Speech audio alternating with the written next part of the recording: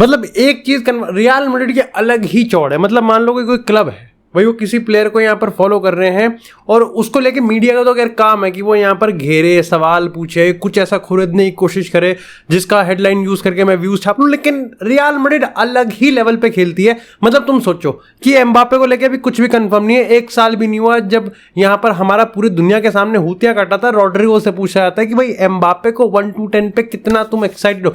10। Mbappe जितनी जल्दी हो सके उतनी जल्दी आ जाए, रियल मैड्रिड में कल ही आ जाए। ये है चौड़। मतलब मैनेजर तो मैनेजर, प्रेसिडेंट तो प्रेसिडेंट। भाई प्लेयर भी अपने आप को फेब्रिजियो रोमेनो खुद ही अपना हेयर भी गो लिख रहे हैं। हिसाब ही अलग है भाई, चौड़ ही अलग है।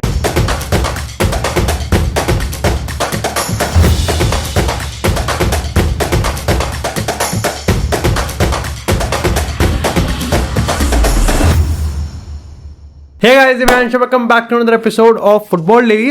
और आज के एपिसोड में अगर हम सबसे पहली अपडेट की बात करें तो भाई आती है यहाँ पर चेल्सी से। ये लंदन वाले क्लब ना आपस में ही घूम रहे हैं, ये आपस में इधर हेरा फेरी करते रहते हैं। क्योंकि अगर हम यहाँ पर रीसेंट टाइम की बात करें तो भाई यहाँ पर डेविड ऑर्नस्टीन की बात करें या फिर अगर हम यहाँ पर टेलीग्राफ या फिर गार्जियन की बात करें, इन सब ने कंफर्म कर दिया है कि यहाँ पर काय हैवर्ट्स अब चेल्सी छोड़ना चाहते हैं। देखो अभी तक की अगर हम स्टोरी की बात करें तो वो इस तरीके से काम कर रही थी कि बेंजेमा के अभाव में, बेंजेमा के जाने के बाद जो यहाँ पर पोटली है रियल मैड्रिड की, उसको कौन संभालने वाला है। ऐसे में यहाँ पर बैकअप के ऑप्शन में काय हैवर्ट्स का नाम आ रहा था, लेकिन ये हो रहा था कि रियल मैड्रिड का नाम ही ऐसा है कि काय हैवर्ट्स क्यों ही मना करेगा। लेकिन अब यहाँ पर कंफर्म होता हुआ दिख रहा है कि इवन इफ अगर रियल मैड्रिड जो कि रेस से 99.9% लाइफ बॉय वाला के हिसाब से बाहर है, वो यहाँ पर फिर भी काय हैवर्ट्स चेल्सी को छोड़ना चाहते हैं। ऐसे में भैया आर्सेनल यहाँ पर बिड करने में इंटरेस्टेड है और वो यहाँ पर लेके भी आना चाहती है। देखो अभी के हिसाब से चेल्सी का जो प्राइस टैग है वो 70 मिलियन है। एक स्पॉइलर दे देता हूँ, चेल्सी जिस भी प्लेयर को सेल करेगी उसमें 20-30 मिलियन वो अपना चढ़ा के बताएगी, क्योंकि उनको चाहिए मैक्सिमम पैसा। उनको पता है कि उनका जो भी वो प्राइस चढ़ाएंगे, कोई भी क्लब, इवन इफ चाहे वो सऊदी का क्लब हो, वो भी उतना पैसा नहीं देंगे, क्योंकि सबको पता है कि चेल्सी बड़ा चढ़ा के प्राइस बता रही है। ऐसी अगर आर्सेनल की बात करें तो प्राइस 70 मिलियन का है। आर्सेनल लगभग 40 से 45 मिलियन से ज्यादा काय हैवर्ट्स के लिए नहीं देगी। अब इसको अगर आर्सेनल के पर्सपेक्टिव से देखें तो मेरे को लगता है कि आर्सेनल यहाँ पर डेक्लन राइस की बात करें तो 100 मिलियन की प्राइस टैग पे यहाँ पर डील होने वाली है। हाल ही में जो वेस्ट हैम के सबसे बड़े शेयर होल्डर हैं उन्होंने भी कंफर्म करा कि डेक्लन राइस भाई लंदन में रहना चाहता है, उसकी प्रेफरेंस प्रीमियर लीग ही है। डिस्पाइट बायर्न से अच्छा खासा उसको इंटरेस्ट मिल रहा है, लेकिन आर्सेनल ही वो क्लब है जहां पर वो जाना चाहेगा। आर्टेटा का फैन भी है और वेस्ट हैम का जो लेटेस्ट कॉन्ट्रैक्ट रिन्यूअल है वो भी वो ठुकरा चुका है। ऐसे में यहां पर ये एक सुपरस्टार साइनिंग है। उसके बाद जो आर्सेनल में सबसे बड़ा फ्लॉ ढूंढा है आर्टेटा ने, वो है यहां पर उनका बैकअप। और बैकअप के तौर पे वो ये मान के चल रहे हैं कि भाई काय हैवर्ट्स को ले लेते हैं। उसके बाद जैसे ट्रोसार्ड की साइनिंग करी थी। अब इसमें दिक्कत की बात यह है कि काय हैवर्ट्स यूजफुल तो है बट एक्चुअली में एक इलीट स्ट्राइकर नहीं है, बल्कि एक इलीट प्लेयर नहीं है जिसको आप गेम चेंजिंग के हिसाब से देख सकते हो। तो आर्सेनल के लिए गुड डील है, बट मतलब सो डील है मेरे हिसाब से। 7 to 8 वाली डील है, ऐसा कुछ बहुत एक्स्ट्रॉर्डिनरी नहीं है। या फिर मैं कहूँगा कि काय हैवर्ट्स कुछ फाड़ ही देगा, क्योंकि अल्टीमेटली 4-3-3 में काय हैवर्ट्स कैसे फिट होगा नहीं होगा ये देखने वाली बात है, जबकि पता है कि गैब्रियल जेसस ऑलरेडी वहां पर है। इसी के साथ अगर बात करें यहाँ पर थोड़ी सी ब्लॉकबस्टर अपडेट की तो भाई एम्बापे पता नहीं क्या हो गया, एम्बापे ने फुटबॉल खेलना छोड़ दिया कि जो इंटरव्यू पे इंटरव्यू दिया जा रहा है। अब हाल ही में इटालियन न्यूज़पेपर गजेलो दी स्पोर्ट को उन्होंने इंटरव्यू देते हुए बहुत सारी चीज़ों पर बात करी, रेसिज्म पे बात करी, क्यों PSG फेल हो जाती है उस पर बात करी, लेकिन सबसे बड़े जो 2 मुद्दे थे उन्होंने उस पर बात करी। देखो उसने पहले अपने फ्यूचर को लेकर कहा कि मैंने कहीं भी ये नहीं कहा कि मैं छोड़ना चाहता हूँ। मैंने कहा कि भाई मैं बस अगले साल कॉन्ट्रैक्ट रिन्यू नहीं करने वाला। अब एक तो इंटरेस्टिंग चीज़ है कि भाई चौड़ में अभी भी पूरा चौड़ में है, डर नहीं रहा किसी से भी।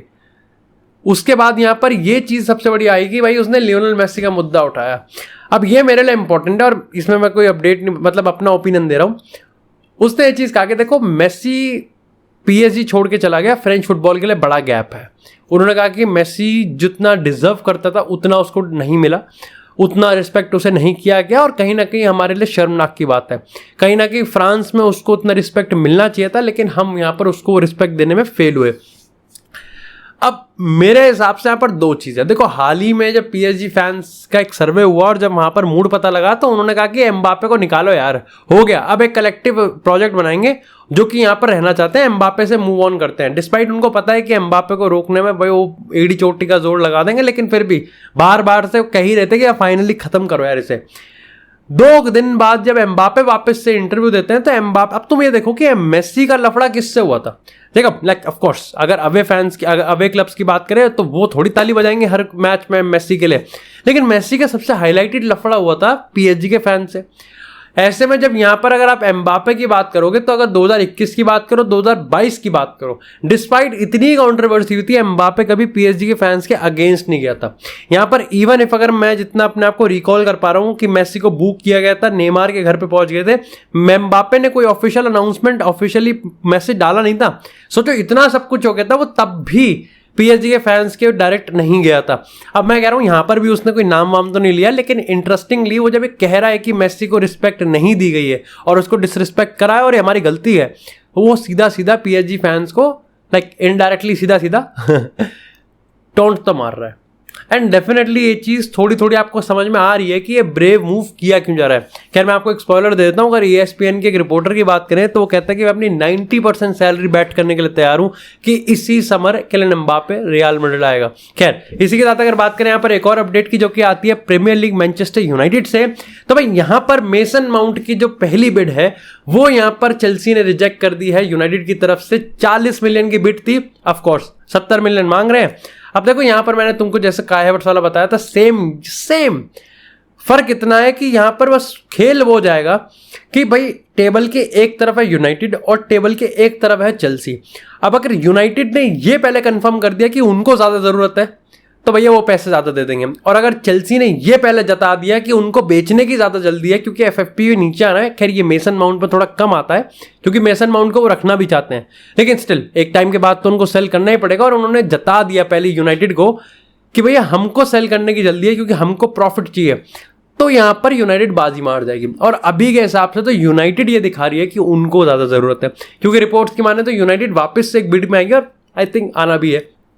लाइक 70 मिलियन तो नहीं देगा कोई भी, लेकिन ऐसा भी नहीं है 40 में मान जाएंगे। तो मेरे को लगता है कि बीच का रास्ता दिखाया जाएगा, और जो कि मेरे को लग रहा है 50 to 55 में ये डील होने वाली है। 15 मिलियन ये बढ़ेंगे, 15 मिलियन ये बढ़ेंगे, क्योंकि बीच में आना ही पड़ेगा क्योंकि मेसन माउंट नहीं रुकने वाला जहां तक मेरे को लग रहा है। और यूनाइटेड के लिए ये डील बहुत इंपॉर्टेंट है। सोचो यूनाइटेड एक मेसन माउंट की ऐसी डील है जिसपे एक्टिवली काम कर रही है, और एक किम मिन जे जो कि जुलाई में काम होगा। एक ये 2 प्लेयर्स के अलावा और कोई है नहीं, क्योंकि रिसेंट टाइम्स में भी बता दिया गया है कि भाई हैरी केन की डील वहीं की वहीं है, तो ना वो 100 मिलियन देने में राजी हैं और ना ही वो 120 मिलियन देने में राजी हैं। ये कंफर्म होता हुआ दिख रहा है कि शायद से मैनचेस्टर इन दोनों ही स्ट्राइकर में से किसी को भी ना खरीदे। ऐसे में सवाल ये उठता है कि भाई किम मिन जे, और अगर हम यहाँ पर एक मिडफील्डर की बात करें उसके बाद जो सबसे बड़ा मुद्दा है वो नंबर 9 का है। ऐसे में आप क्या हॉलैंड क्या सिर्फ उसी के बेसिस पे आगे खेलने वाले, और ये सेल आउट की बात है, कौन बिक रहा है, कैसे बिक रहा है, इसका क्या हिसाब है? इसमें ग्रीनवुड के आगे भी आपको क्वेश्चन मार्क लगाना पड़ेगा। खैर इसी के साथ यार बात करते हैं एक वापस से एक बार एम्बापे के सागा पे आ जाते हैं।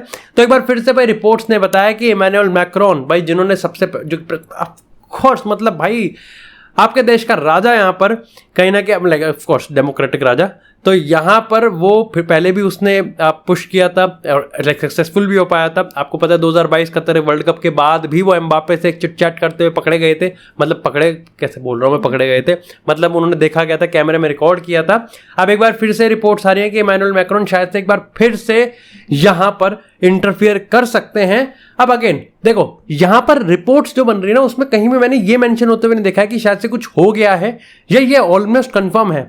इसका आइडिया बताया जा रहा है कि टोटली यहां पर जो फ्रेंच गवर्नमेंट की बात करें, पूरे फेडरेशन की बात करें, दे रियली वांट कि एम्बापे PSG में रुके। अब यहां पर मेरे 2 सवाल हैं। देखो पहली चीज तो ये है कि अल्टीमेटली एम्बापे अगर ऑफ कोर्स मतलब इमैनुअल मैक्रोन की बात करें तो PSG में उसका क्या लेना देना, कतर है क्या लेना देना, मतलब ठीक है पॉलिटिकल जियोपॉलिटिकल होगा, इनकी राजनीति चल रही होगी, लेकिन मोटे मोटे तौर पे 2024 का पेरिस ओलंपिक हम देख रहे हैं। अब अगर ये सबसे बड़ी डील थी कि 2024 पेरिस ओलंपिक के रहते वक्त, देखो पहले ये था कि Lionel Messi, Kylian Mbappe PSG के फेस होने चाहिए, ऑफ कोर्स नेमार भी जब तक कतर में वर्ल्ड कप हो रहा है। उसके बाद आपने देखा है मेसी भी चला गया, अब नेमार भी चला जाएगा, अब एम्बापे बचा, तो एम्बापे भी जाता हुआ दिख रहा है। ठीक है, तो पहली चीज तो ये होगी कतर को एक फेस बनाना था। लेकिन इमैनुअल मैक्रोन का क्या लेना देना, तो आपको दिखेगा कि 2024 में भैया देखो पेरिस में ओलंपिक्स होने वाले हैं। ऐसे में यहाँ पर शायद से ऐसा हो सकता है कि वो चाहे कि पेरिस में जब ओलंपिक्स होंगे तो वो अपने यहीं पर ही रहे, एक टूरिज्म फेस वो रहे। लेकिन ऐसे में एक बहुत बड़ा सवाल ये उठता है कि जब ये पहले से ही कंफर्म है तो एम्बापे फिर ये सब कर क्यों रहा है? You get my point? मतलब अगर ये पहली ही बात था, मेरे को लगता है कि पिछली बार 2022 का जो कॉन्ट्रैक्ट रिन्यू करवाया था उसमें मैक्रोन ने ये नहीं कहा होगा कि भाई देखो मेरे को फोन आया तेरे को 2022 के वर्ल्ड कप तक फेस बने रहना है। उसने तब भी यही कहा होगा कि 2024 में देख अपने देश में ओलंपिक्स है और तेरे को यहीं रहना पड़ेगा, कहीं तू स्पेन चला जाए, उसके बाद चलता रही हो। लेकिन अगर ये डील थी तो ये होने क्यों वाला है? एम्बापे ये सब क्यों कर रहा है? और इसका एक और तरीका है कन्वर्स, आप सोच सकते हो कि जब एम्बापे ने ये कर ही दिया है तो अब मैक्रोन फिर से क्यों कूदेगा? जब ऑफ कोर्स मतलब ये सब पॉलिटिकल टाइज हो रहे हैं, तुम समझ रहे हो? ये वो नहीं है कि मैं मुक्तेश को कॉल करके या मुक्तेश मेरे को या मैं बाबा को या बाबा मेरे को या हम चार एक दूसरे को गाली दे रहे हैं तो बात ठीक है। इट्स लाइक भाई पॉलिटिक्स चल रही है यहाँ पर, ऐसे बात होती है यहाँ पर, लाइक बिल्कुल अजीब से डिप्लोमेटिक टाइज होते हैं यहां पर। समझ रहे हो तुम कि अब यहां पर पता चल गया कि एम्बापे कर ही रहा है तो मैक्रोन फिर वापस से क्यों कूदेगा? तो ये मेरा एक थ्योरी थी जो कि ऑफ कोर्स में पूरी फॉल्स भी हो सकती है, लेकिन इन एपिसोड्स का पूरा तात्पर्य ही ये होता है, औचित्य ये होता है कि हम अपने अपने ओपिनियंस यहाँ पर बोल रहे हैं। मैं कैमरे पे बोलता हूँ, तुम यहाँ पर कमेंट सेक्शन में। खैर, इसी के साथ यार बात करते हैं अब थोड़ी सी बायर्न की। तो भाई बायर्न यहाँ पर लूकास हर्नांडेज को किम मिन जे से रिप्लेस करना चाहती है। अब देखो उनको पता है कि किम मिन जे यूनाइटेड के रडार पे है और प्रायोरिटी पे भी है। उसको ये भी पता है कि किम मिन जे प्रीमियर लीग के उसके आड़ में बायर्न को नहीं एक्सेप्ट करेगा। लेकिन इसका फायदा उन्होंने ये निकाला है कि किम मिन जे को पहली बात तो देखो वो नेपोली को उनका मुंह मांगी रकम दे देंगे और किम मिन जे को यूनाइटेड जो ऑफर कर रही है कि I think expected 9 million Euros के आसपास है, उसमें 1 मिलियन यूरो बढ़ा के 10 मिलियन यूरोस दे देंगे। अब ऐसे में फिर भी यहाँ पर किम मिन जे की अगर हम बात करें तो यूनाइटेड फेवरेट है और यहाँ पर जुलाई के पहले हफ्ते में डील होती हुई दिख रही है। इसी के साथ अगर बात करें अब जो काफी शॉकिंग है वो है भैया न्यूकासल यूनाइटेड निकोलो बरेला को लेके आ रही है। हाँ, वही मिडफील्डर जो कि हाल ही में इंटर के स्टार्टिंग 11 में चैंपियंस लीग फाइनल में खेले थे और बढ़िया खेले थे। अब मेरे को इस डील में समझ में आ रहा है कि 50-55 मिलियन में डील हो जाएगी। पहली चीज तो मेरे को ये समझ में नहीं आ रहा कि इंटर सेल क्यों कर रही है, मतलब क्या हो गया भाई? फिर तुम्हारा जैको भी शायद से जा सकता है, उसके बाद तुम आप बास्टोनी को रोक पा रहे हो, लेकिन बाकी अगर हम बात करें तो जो जाते हुए प्लेयर दिख रहे हैं उनमें तुम रोक नहीं पा रहे। क्या है मतलब लोतारो मार्टिनेज पे भी यहाँ पर नज़र बनाई जा रही है। ऐसे में यहाँ पर अगर हम बात करें अगर निकोलो बरेला की, तो भाई one of the very very high performing players हैं, उसको मेरे को समझ में नहीं आ रहा है कि सेल क्यों कर रहे हैं। अब ये तो थी इंटर की पर्सपेक्टिव से मैंने उनकी मारी, क्या दिक्कत नहीं, हट। अब यहीं पर ही अगर हम बात करें प्रीमियर लीग के पर्सपेक्टिव से, ये भाई न्यूकासल में भाई दो सवाल खड़े होते हैं भाई। या तो ये है कि न्यूकासल यूनाइटेड का पिछले एक सीजन में जो पुल पावर है वो इतना ज्यादा स्ट्रांग हो गया है कि भाई ये लिवरपूल यूनाइटेड आर्सेनल पर सब सो रहे हैं, या लिवरपूल और यूनाइटेड का जो अगर मैं उसकी बात करूं, लाइक अगर इनके स्काउटिंग की बात करूं, मैनेजमेंट की बात करूं, बिल्कुल ही ठप हो गए हैं। क्या हिसाब हो गया, मतलब नाक के नीचे से डील कैसे हो सकती है मेरे को समझ में नहीं आ रहा। मतलब निकोलो बरेला ऐसा प्लेयर आप कैसे मिस आउट कर सकते हैं? और यही चीज बारसा पे भी लागू होती है भाई। बारसा को इसकी तुम समझ पा रहे हो न्यूकासल की जो मिडफील्ड होगी वो कितनी ताबड़तोड़ होगी। ब्रूनो गमारेश होगा, जोलिंटन होगा और उसमें अब ये भी आ जाएगा चाचा। ओहो भाई, खैर इसी के साथ यार बात करें अगर छोटी छोटी अपडेट्स की, तो भाई सबसे पहले अपडेट ये निकल के आती है कि भाई रियल मैड्रिड आज यहाँ पर बेलिंगम को प्रेजेंट कर देगी। बेलिंगम ने ऑफिशियली अपने डॉर्टमुंड के लोगों को, हर एक बंदे को, ओवरऑल डॉर्टमुंड क्लब को फेयरवेल बिड कर दी है। और साथ ही भाई यहाँ पर अगर हम बात करें क्रिस्टोफर गाल्टर की, तो भाई वो नेपोली के अगले मैनेजर बन सकते हैं, पूरे चांसेस हैं इसके।